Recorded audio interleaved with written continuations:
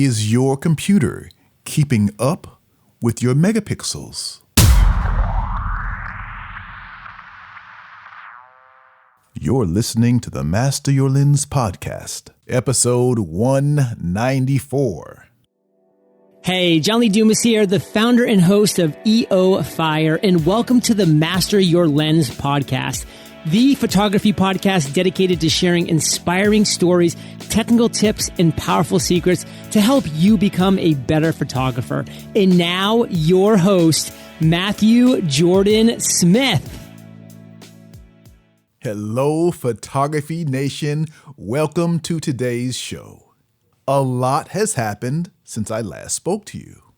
First and foremost, last Saturday, I was doing a photo shoot in one of the busiest areas in Tokyo, Shibuya Crossing.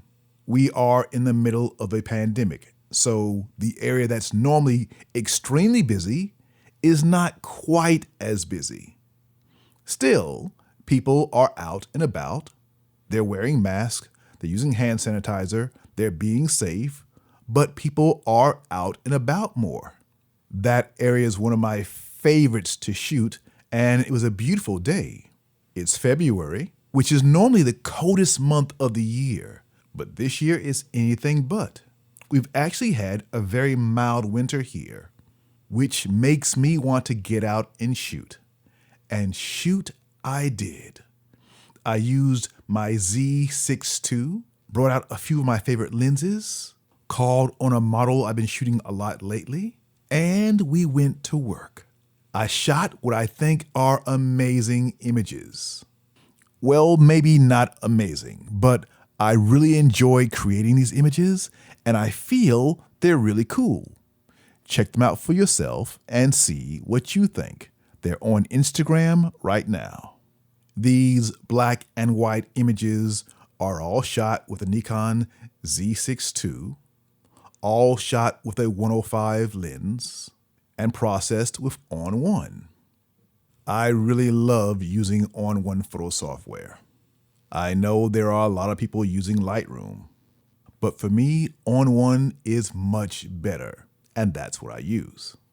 After the shoot, I couldn't wait to get home and download my images. So I rushed in, threw in my card, and the first thing I do when I'm downloading is I want to download to a hard drive, an external hard drive, and I also want to download to my NAS. I want to make sure I have two backups right away. So I use a software called Hedge to do this. Hedge is super fast and reliable, and when it finishes downloading, you get an alert on your phone. So it doesn't matter how much you shot. Once the download's finished, it lets you know. I love that. The software is called Hedge, and it's incredible. My videographer told me about this first because he uses this for all his video files. And in the video world, this is very popular. But it's also great for photographers as well. Anybody who's downloading onto multiple drives. Maybe you have 3 drives you want to back up to at the same time. Hedge is your program for this. Maybe you have 3 or 4 or 5 drives you want to back up to. Hedge is your software. It does it all in one seamless manner. It does it fast. And when your downloads are done to all your drives, it lets you know via the app on your phone. Very cool stuff. Well, I download all my files. I'm on cloud 9. I love the images. And right away, I start going through with On1 and culling my images. I want to find my top selects. I found the ones I loved, and then I convert them to black and white. And to give it a classic feel, I used On1 and put a classic film border around my image. Back in the day, I used to love being in the darkroom and printing what we called at the time a sloppy border. Today, we're shooting digital files and not really printing in a darkroom. but I still love that border, that same effect. And On One has those different types of effects in their program, and I love that. If you want a sloppy border or dirty border, whatever you want in terms of a different type of border, it's there for you in On One. Well, in my process of culling, editing, making my images look exactly the way I want them to feel, I took a break. I found out there's a brand new show on Netflix starring Zendaya. Maybe you've heard about it. The movie is called Malcolm and Marie. And I've been waiting to see this film. What's special about this film, it was the first movie filmed during the pandemic. Now, this was done early 2020 at a time when LA was locked down. Actually, when the whole country, really the whole world was locked down and no one could shoot. Movies were on hold. No crews were working. However, someone had an idea to shoot a movie that would be safe for the crew. They figured out a way to have a small crew, not many people at all, as a matter of fact, and cut down on locations and travel. So this movie got a lot of buzz as they were filming it, and I couldn't wait to see it. First of all, I love Zendaya. I've known her for like the last 7 years and watched her really take off and grow right in front of my eyes. So I was really excited about seeing this film. And as soon as I heard it was on Netflix, I stopped editing and went to watch the movie. Now, it's kind of funny because for some reason I had black and white on my mind and I turned all my images into black and white. Everything I shot on Saturday, for some reason, I just felt they'd be stronger in black and white. They'd look classic and timeless, and I wanted that feel. Then I take a break and I go and watch Malcolm and Marie. And the entire movie is in black and white. I begin watching this movie and I'm pulled in by the lighting. Now, I will say, the reviews on this movie have been mixed. Some people hate it, some people love it. But for me, as a photographer, what I fell in love with right away was the lighting and how they shot this movie. It's in black and white. It's classic. It's shot in a very beautiful way. The movie stars Zendaya and Denzel Washington's son, John David Washington. It's just the two of them in the entire movie. As a matter of fact, I think I'm going to watch it all over again and maybe just turn the sound off because I love the visuals of this movie. Maybe you're wondering how they filmed a movie, an entire movie, during the pandemic. Well, they shot the entire movie in one location. Now, I don't really want to give everything away in case you have not seen it, but if you haven't, it's worth taking a look, especially for photographers. I will admit, the story itself, it's just okay. But the way it's filmed, that's what I loved. And I think every photographer definitely needs to see this movie, to see how they tell their story, to see how powerful visuals are, and to get the feeling of classic black and white. It gives you a different feeling. Visually, I was pulled into this movie and I was hooked right away. So I'm watching this movie and I'm all in. The movie is toward the end. It's probably 10 minutes left in the movie. And then all of a sudden, the room starts to shake. If you don't know, I live in Tokyo, Japan, and we had an earthquake. Now, I've lived in Japan now over 4 years. And I've felt my share of earthquakes, but I felt nothing like this one. A 7.3. It started slowly, and then it started swaying more and more. When it comes to earthquakes, there are two types. There are the rolling type, and then there are the shakers. The shakers are the ones that do the most damage. Thank God this was a rolling earthquake.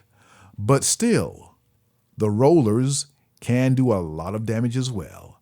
And this one, I've got to tell you, it scared me because it lasted for a long time. And as the rolling continued, it got more intense. I'm watching things start to sway. I can feel myself swaying. I can feel the building swaying. And then it stopped. I don't know how long it lasted, but it felt like an eternity. By the end of it, I had a headache just from my stress. I couldn't even finish the movie. I had to go back and watch it the next day when I was more relaxed and found out that this earthquake was actually an aftershock from the big earthquake that hit Tokyo 10 years ago. That's right, you heard me correctly. This big earthquake that we had on Saturday, it was actually an aftershock from the gigantic earthquake that happened in 2011. Crazy, right? Well, that's what it was. I went to sleep, woke up the next day, and went right back to editing my work. Now, again, if you want to see those images I shot this past Saturday, go check out my Instagram, Matthew Jordan Smith on Instagram, and you'll see those last 3 images are all selects from my shoot on Saturday. Now, editing everything was a breeze, and let me tell you why. Now, going through and doing the actual editing was a lot easier than it's been lately. You know, we all want the latest gear, the highest megapixels, the best lenses, the best lights. Most of us are into gear. I get it. But when it comes to your camera gear and megapixels, it can slow your system down. At the end of last year, I was fighting with my computers. I shoot everything in RAW, as we all should. And my files with my Z7 or D850 or Z62, these are huge files, and they can slow you down. I felt like I was fighting with my computer. At the end of the year, a buddy of mine said, "Oh, this new iMac with the new M1 chip is out, and I believe for photographers, this is going to be a great machine." Now, we've all heard that before. We go out, we spend money on the latest, greatest computer, only to find out it's just okay. Sometimes you spend a lot of money on upgrading your computer, and you wonder, is it worth it? Well, let me tell you about the new iMac Mini. It's really inexpensive. And this new chip, the M1 chip, is absolutely amazing. After about 2 months now of working with this new computer, I've got to say, it blows the doors off of my old computer, and I'm not sitting around waiting. Now, if you do a lot of videos, maybe you want something more. But for photographers, working with our images, going through and doing files, maybe you're doing a file on Photoshop and you have 100 layers. This can handle it. Now, yes, I'm exaggerating. I don't think anybody's going to do an image with 100 Photoshop layers. Well, I'm not anyway. But this new Apple computer, the iMac Mini, is super amazing. We all have great cameras today, and I'm sure you understand how frustrating it can be to have all these images and you can't see them because your computer is slowing everything down. I know that feeling. I had to upgrade, and I'm so glad I did. If you're fighting with your computer, consider getting an upgrade and trying the new Apple M1 chip. Begin with a small investment like the Apple Mac Mini. The M1 chip rocks. I do believe this is the best computer for photographers today. Life moves fast, and we all need a computer that can keep up with us. And now that I have one, guess what I'm going to do now? Get back out and shoot some more. I hope you'll be doing the same. All right, Photography Nation, that's going to do it for this week's episode of the Master Your Lens podcast. If you get a chance, watch this movie. Not so much for the story, but definitely for the way it was filmed, the way it was shot. There are beautiful images in this film. I love the way it was shot. I'm talking about Malcolm and Marie. It's on Netflix right now. All right, Photography Nation. Until next week, always dream big. Bye for now.